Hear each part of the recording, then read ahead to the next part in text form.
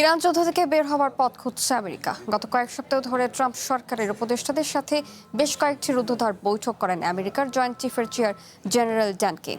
তার মতে শুধুমাত্র আকাশপথে হামলা করে ইরান যুদ্ধ জেতা সম্ভব নয়। এক সূত্রের বরাত দিয়ে এসব তথ্য জানায় বার্তা সংস্থা CNN। এদিকে ইরানের উপপররাষ্ট্রমন্ত্রী কাজেম গারিবাবাদির মতে আমেরিকার কাছ থেকে সমঝোতার ইতিবাচক সাড়া মিলছে। ভবিষ্যৎ হোক নিরাপদ, বিনিয়োগ হোক বিশ্বস্ত, আর আমার পছন্দ সল্ট বে। ওয়েলকাম টু সল্ট বে।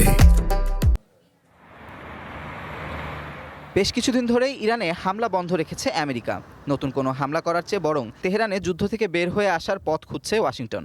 গত কয়েক সপ্তাহ ধরেই ট্রাম্প সরকারের উপদেষ্টার সাথে বৈঠক করে আসছেন জয়েন্ট চিফের চেয়ার জেনারেল ড্যান কেন। উদ্দেশ্য ইরানের যুদ্ধ থেকে আমেরিকাকে সরিয়ে আনা।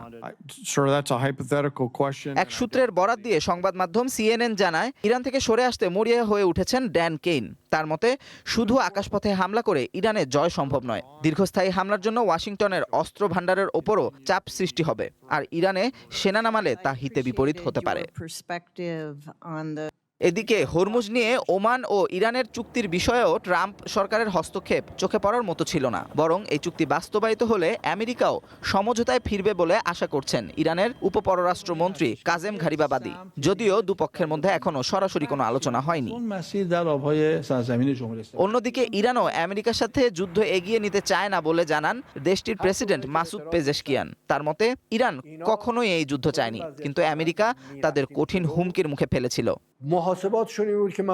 Amanur Rahman, one international desk.